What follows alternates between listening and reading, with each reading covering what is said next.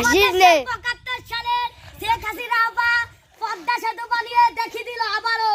১৯৭৫ সালে সেই আমাদের পদ্মা সেতুটা উদ্বোধন হয়েছে ২০২২। ভাষণ হয়েছে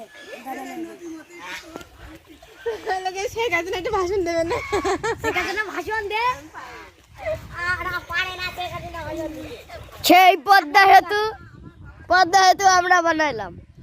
পদ্মা সেতু তো আমরা বানাইনি, কিটা বানাই? শেখ হাসিনার কোনো খাওয়া নেই পদ্মা সেতু।